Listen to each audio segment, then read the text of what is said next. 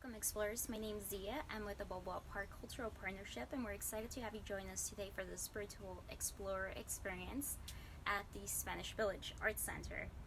Today we will be learning along with watercolor artist Gabriel Stockton and with Spanish Village historian Jeffrey Iles. Let's see what they have to share about one of Balboa Park's most creative gems. Let's check it out. Hi, my name is Gabriel Stockton and welcome to Balboa Park. Here in Spanish Village, there are numerous studios and artists in each one that you can come and visit. So come on in to my studio here, number 9, and come see what we have inside. Hi, welcome to studio number 9. My name is Gabriel Stockton and I'm one of the artists in here, along with Chris Stell and also Jackie Murphy. We have here behind me a variety of my watercolor paintings that have been done plein air. I've gone to various places here in the park as well as throughout San Diego County. Chris does lovely jewelry and we have, as you can hear, the wind chimes and wonderful other glass projects done by Jackie. I'd like to share with you what I use as a watercolorist.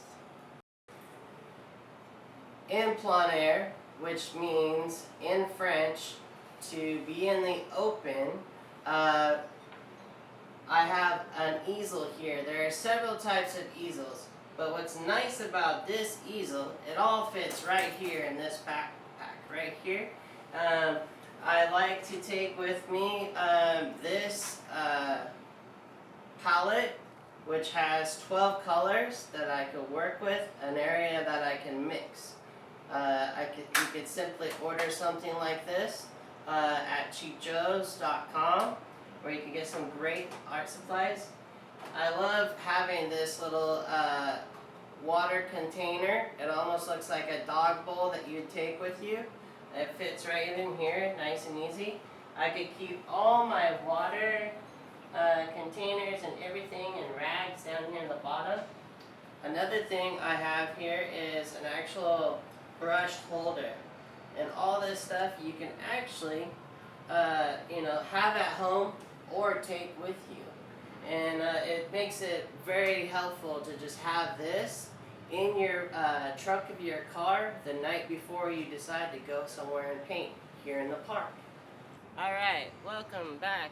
We are now outside over in Spanish Village, and we're in front of the Southwestern Art Association building. There's a lot of history here in the park, and we will have Jeff here share some of that with you shortly. Right now I've got my watercolor paper. It's a 40-pound watercolor paper and it's cold press. It's taped down so that it won't like ripple and warp on me. I've already taken the time to actually do this sketch. Simply I just use a mechanical pencil, which you can get at any local Hobby Lobby store or any local arts and craftsman store or lick. And so I've done my sketch. I have a really nice composition that I'm very happy with, and now I'm ready to actually paint.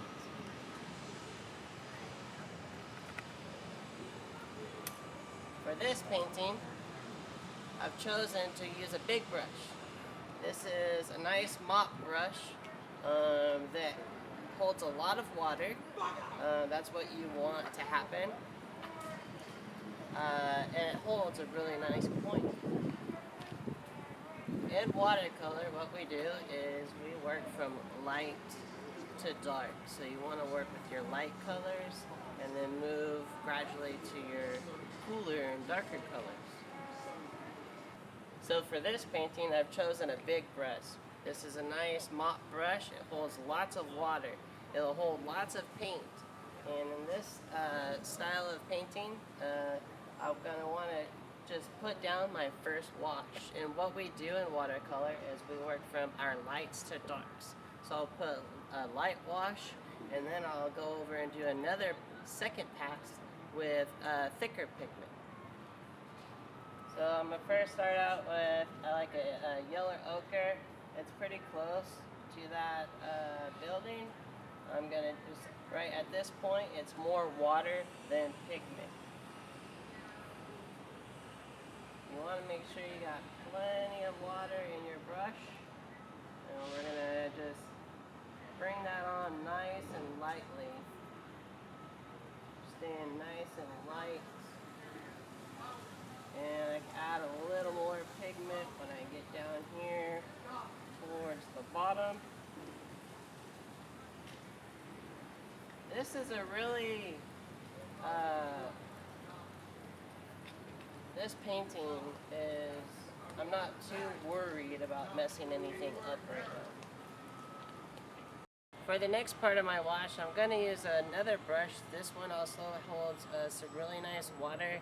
It's an Escoda brush, which it's another type of mop brush that I can do some of the intricate parts, but not still. I'm holding at the very tip to stay nice and loose. I want a bright painting, so I'm going to go with a really nice bright cadmium orange with like a cadmium red. And I'm just going to go in here and just drop that color in.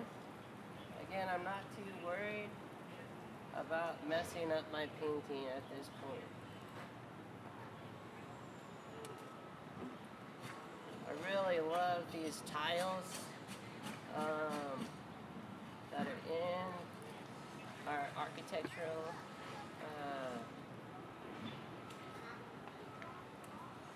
here at Balboa Park.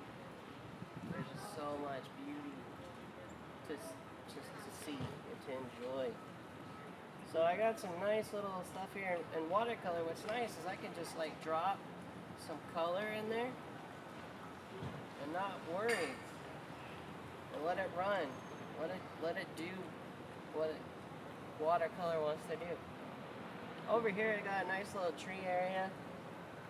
I painted some sky in there, and now I can go over that with an actual green. Just staying nice and loose.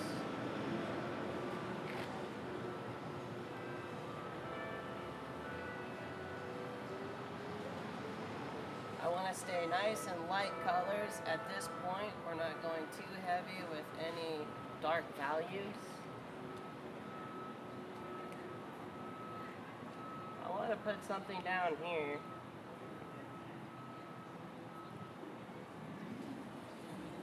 Just to suggest that there's a ground here. I'm going to stay nice and light.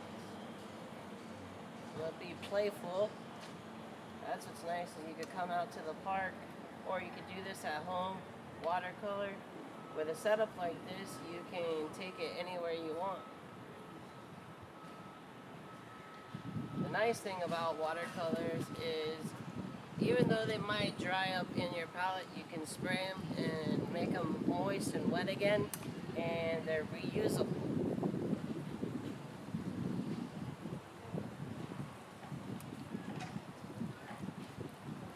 Got this nice little arch opening way. I think it's gorgeous. There's a little window here. I'm just putting in some nice little color. Again, I have my drawing. I'm keeping the watercolor so light that I actually can still see my drawing for later.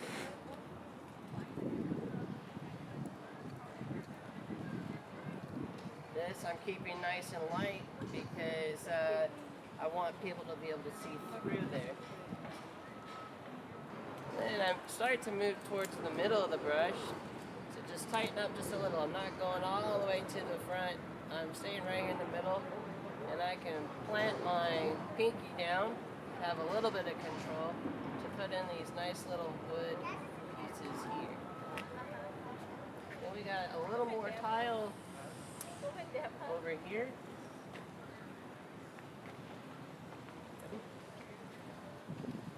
And then I'm going to put a nice little cool color over here. suggest that this area is in the shade. Then we have the entrance to Southwestern Art Association. They got these great little doors, which I enjoy the bright colors here.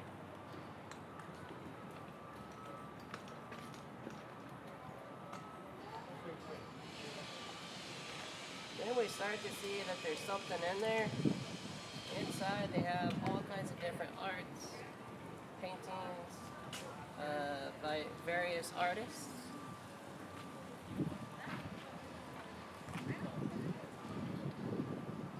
I'm gonna show a little bit of shadowing right here. It tells me that we are underneath this nice little sign. There's fun shadow that comes directly down here. And that is all I'm going to do for my first wash.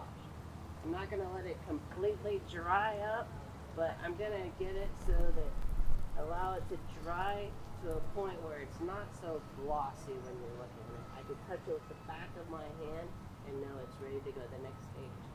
So at this time, go ahead and enjoy some wonderful history of our beautiful park and our Spanish Village Art Center with Jeff. Hello, I am Jeffrey Iles. I give historical architectural tours here at Spanish Village Art Center in Balboa Park. And we're standing at the entrance to Spanish Village. And I wanted to show a photo of the entrance from 1935. Spanish Village was built for the second exposition we had in Balboa Park, the California Pacific International Exposition. And these studios were restaurants and gift shops for that exposition. And we're in front of Studio 41. And this wall, the big beautiful curl here and the one pillar were removed to open up this entrance after the fair was over and when it became Spanish Village Art Center in 1937. And I just loved walking the grounds and showing people comparative photos of the way it was then, 1935, and the way it is now in 2020. Spanish Village was built in 1935. It was designed by an architect named Richard Requa, and Richard Requa also designed a lot of the local Spanish flavored houses in the area. And he designed a lot of the architecture for the 1935 exposition here in Balboa Park. Spanish Village Art Center was built in a hurry. The construction began in January of 1935, and the exposition opened in May. And Richard Requa wrote a book about the building of Spanish Village, and he said that by the time the fair opened, construction crews were working around the clock to complete all the various buildings, and Spanish Village is no exception. This is a copy of a postcard from the 1935 fair. The photographer was standing right about where you are now, and in the background we can see the same buildings on our left, and this building no longer exists. This is a building that was behind me, and it's removed after the 1935 fair when the artists took over and it became Spanish Village Art Center in 1937. And the removal of this building opened up our beautiful patio so that we can have events out here and artists can display and show their wares and demonstrate to the public how they create their art and sell their art. And here we are in front of Studio 39. This photograph was taken during the construction of Spanish Village in 1935. And the break in the wall is actually filled in by this studio. When the artists took over in 1937, that break in the wall, which was an entrance to the village, was filled in to create studio space. And this photograph is looking into the village during construction. And a gentleman can be seen putting down tiles, the concrete tiles that I'm standing on that have been here for 85 years. In 1949, as we still do every year, Spanish Village Art Center had an annual Easter egg hunt. And here we have a young gentleman on a stage. The stage is right about where I'm standing. The concrete tiles are the same ones that are here beneath my feet. And you can see the windows in the building, but right there, this door did not exist in 1949. So they added that door later to add another door to that studio. And it's fun to see the way people dressed in the 1940s. And this little girl who's enjoying the young man's accordion music is probably in her 70s right now, because this is about 71 years ago.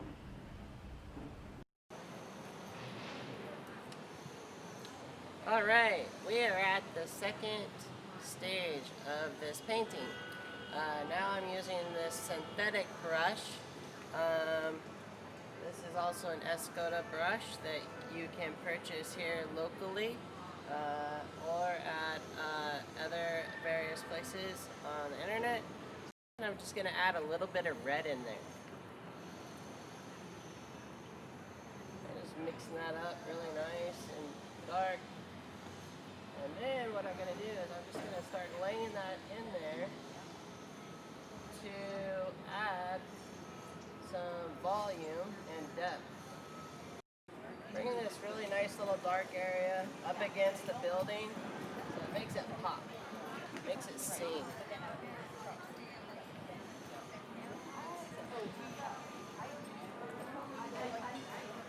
So now we're laying in, we've laid in our background. It's pretty much done. Now we're going to go and do some of this tile work.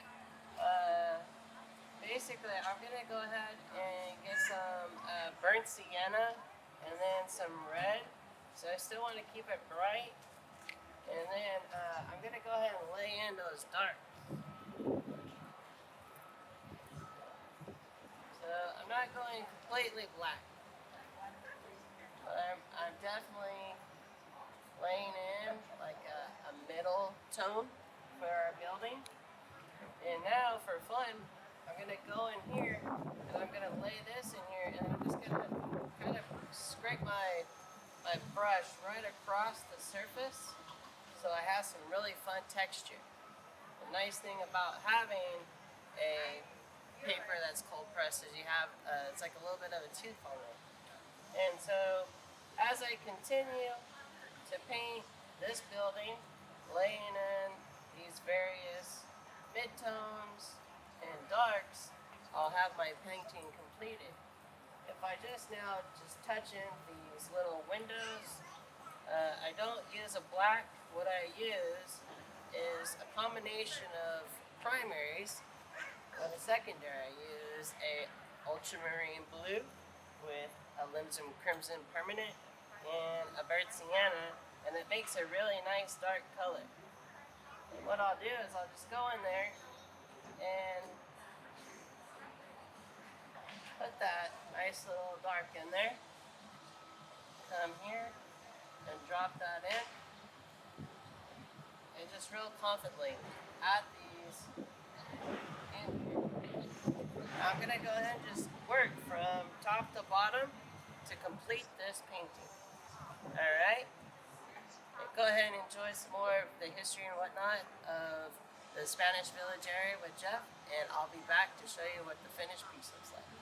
Here we are back at the 1949 Easter egg hunt, and behind me is Studio 6, and there it is in the photograph. You can see the same rail on what looks like a balcony, but it's actually just an awning. And behind it is what is now the San Diego Mineral and Gem Society in this photograph, and behind me, where it says San Diego Mineral and Gem Society, is actually an addition to the building that does not exist in this photograph.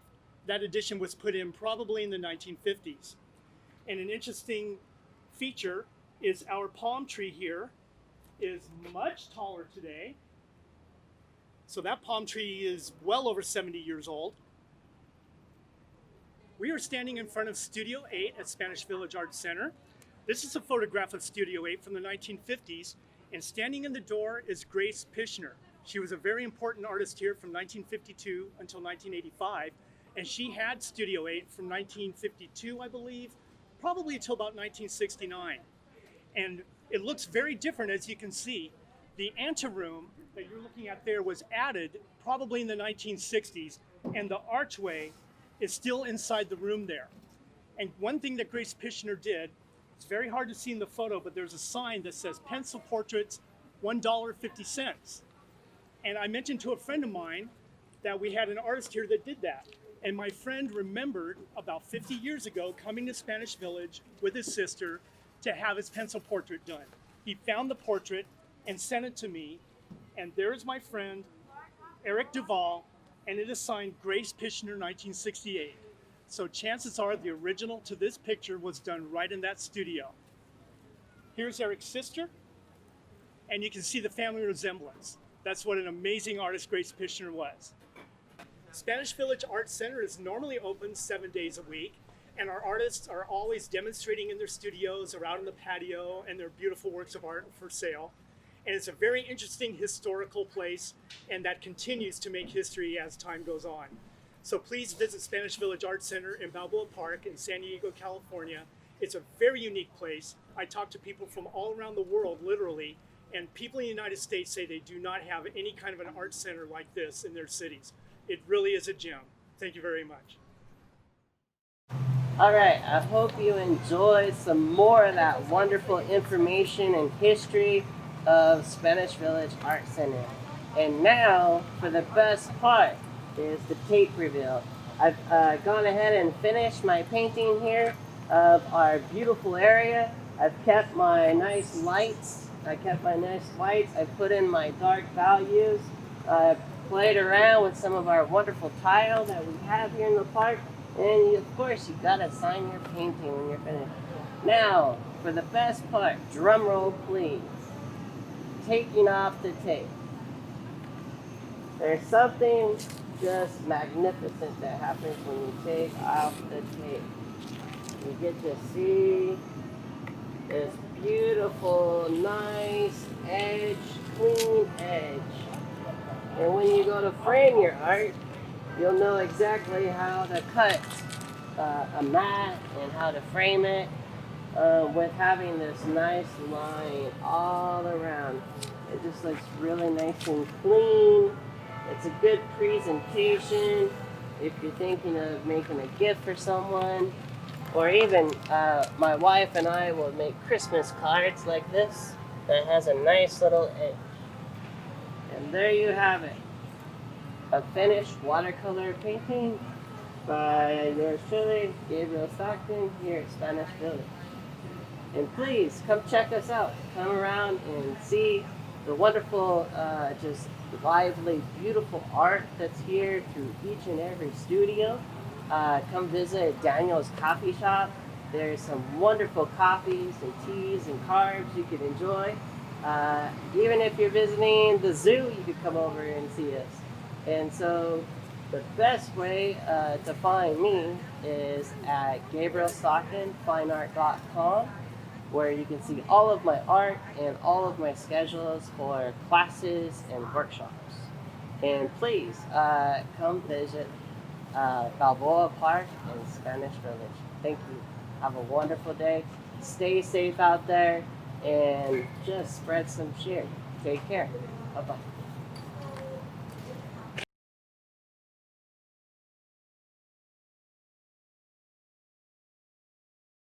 Gabriel, thank you so much for joining us. Oh, thank you so much for having me.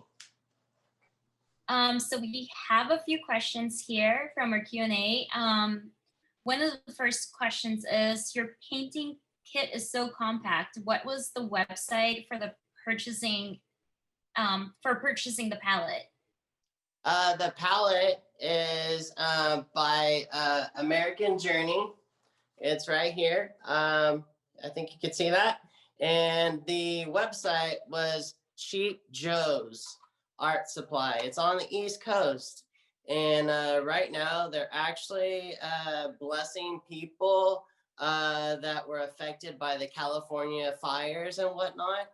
And so, yeah, check out the palette by American Journey from Cheap Joe's. And another question, what are some of the different papers or substrates that are good for watercolor? Oh, wow. There's so many choices now.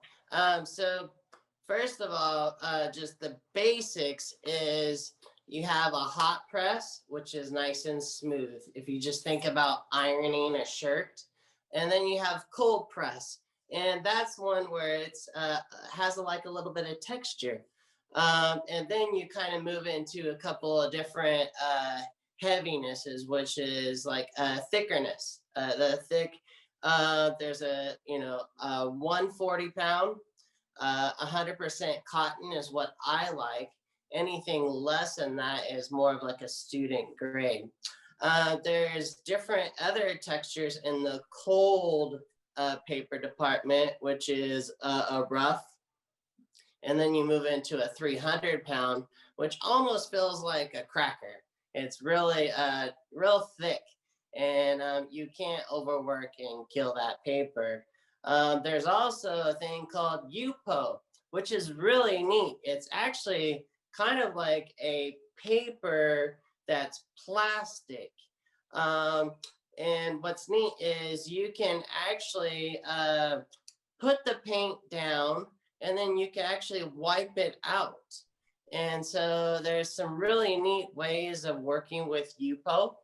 And another one that's getting really popular right now is panels.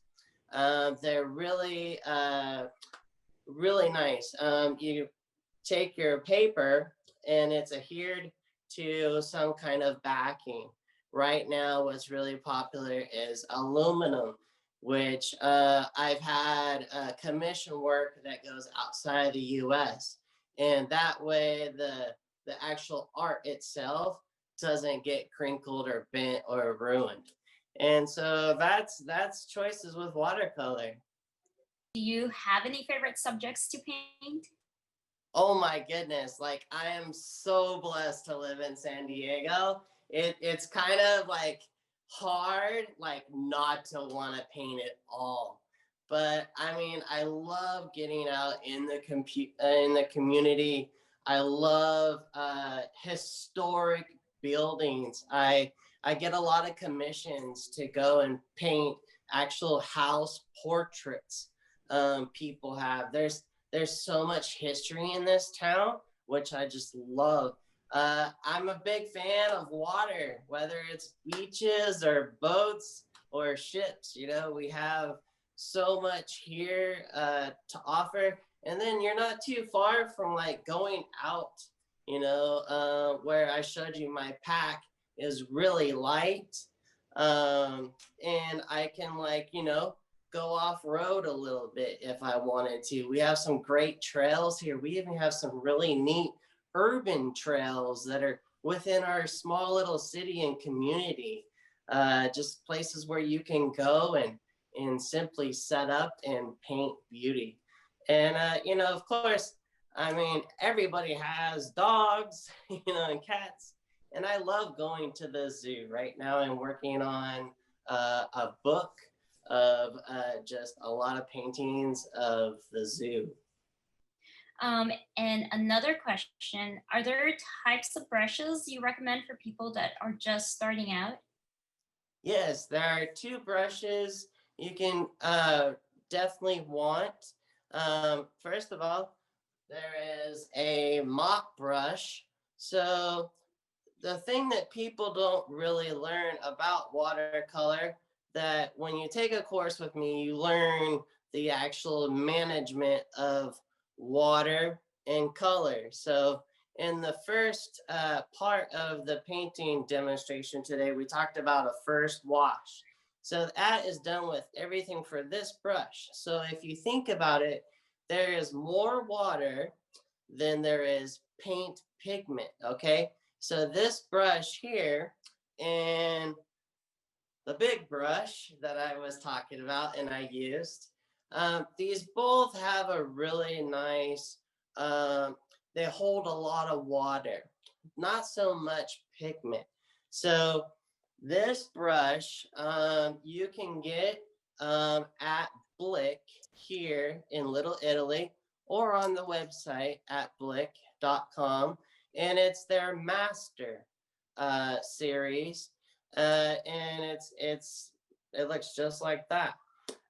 Then I recommend a synthetic brush, and this right here is an Escoda Perla. So both of these are considered rounds, as opposed to if I had a square brush, or what's really called is a flat. Okay, so you got flats and rounds. So what I suggest you getting is this brush, the mop, in the synthetic round. Now, I would suggest that you would get a smaller round, and these are both Escoda Perla brushes. And of course, I showed you the flat. So this is a 1 inch, but typically my people, when we're starting out, we do little 4x6s or, 5x7s. So you don't have to go too big or too small. We keep them just like a minimum range of choices. And another question here. Would you know about how many studios are in Spanish Village right now? Right now it's varying because there's a lot of history here. There are a couple of actual studios that are used for, we have actual class where we do classes. Right now, we're not able to do that with COVID. We also, I'm not a studio, owner per se, but we have studios here that some of them aren't currently being used because we have a lot of elderly people that are here that have been here for so long. They've been the forerunners, and they've showed up here in tough times, and they've been here. And so there's a little bit of grace right now as far as, but yes, I would say there's 32 studios. And within those studios, we have the Glass Guild, we have the Pottery Guild, we have the Southwestern Art Association. And so there's many facets. So I would just say, come check us out, find all the nooks and crannies. It's even fun to kind of like find the little tunnel way to, the sculpture area, and so there is a place to find to get plugged in here. Yeah, it's so much fun visiting a village and seeing everyone's art. It's amazing. And one question, I think this is probably on everyone's mind, is the village going to remain open for now? Yes, we are. We are actually, we have a great leadership here. Our leaders here in Spanish Village Art Center have set up that we're operating already in the purple zone. Okay, so in each studio, we've already have on the door how many people are allowed into the space. We have hand sanitation outside. We have signs displayed outside. It's been a really good positive experience. We've had people that are finally getting out. I had one of my favorite ladies that used to go with me on paintouts every Wednesday before COVID, and it was her first time yesterday stopping by to say hello. She was out getting her groceries with her daughter, and she stopped by to pop her head in, and she said this was so exciting to get to come here.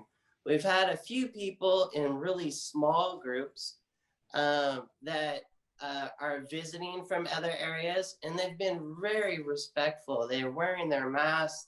They're seeing how many people can come in the door, and they're just like, I'm so excited to just get off my couch and get out and see some art.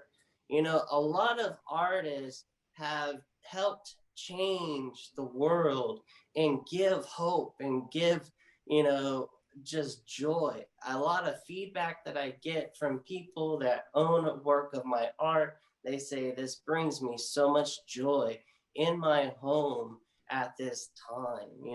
Your bright colors, the way you see the light and the shadows in the landscape just like gives my heart and just my spirit some peace.